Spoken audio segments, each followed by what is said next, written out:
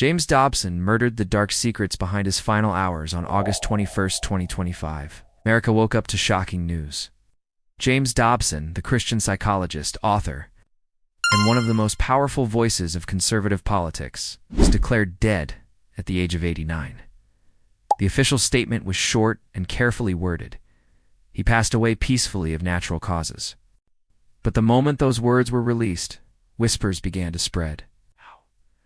For a man who had lived a life surrounded by power, politics, money, and controversy, could his story really have ended so quietly?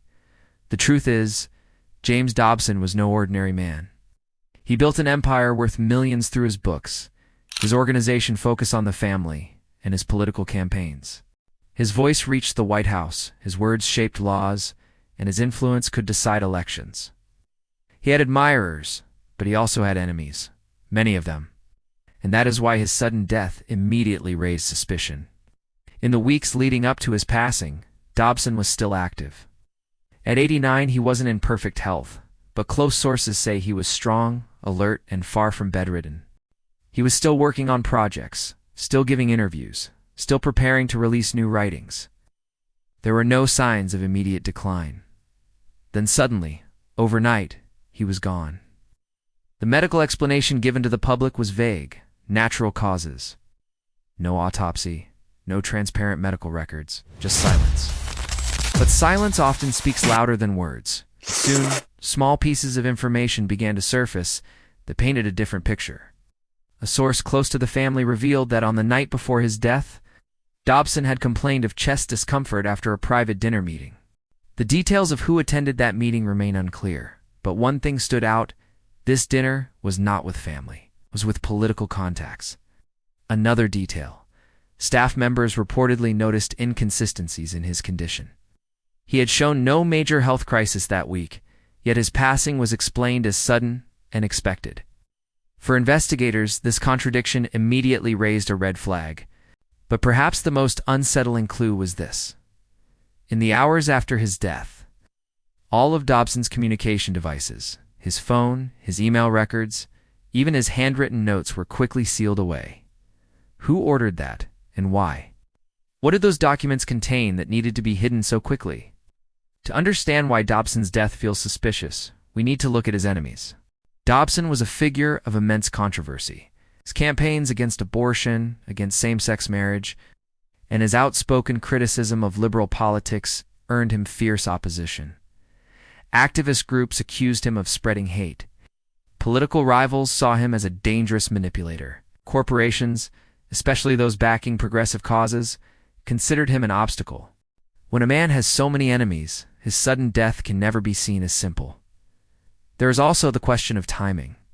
His death came at a critical moment, when cultural and political battles in America are at their peak. Removing a voice as powerful as Dobson's changes the balance of influence.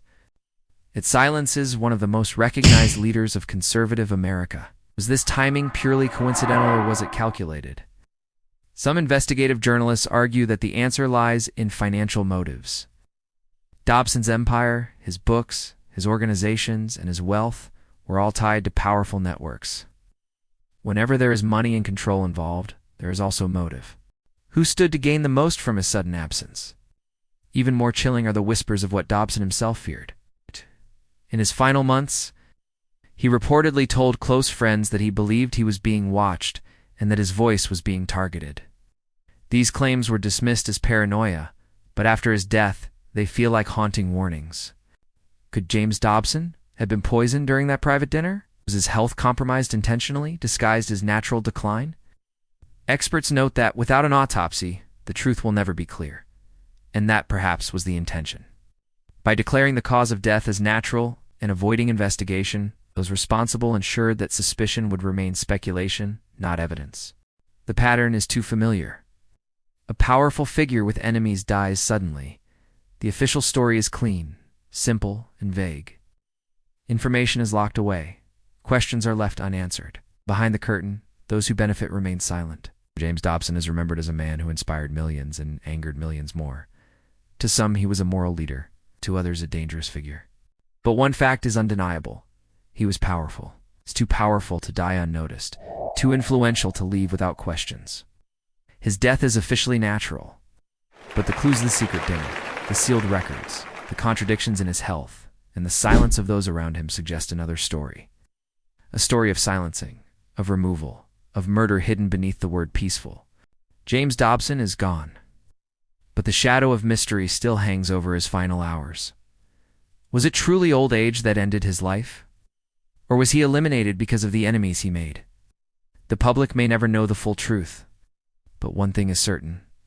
In the world of power, money, and politics, there are no coincidences, only hidden hands pulling the strings.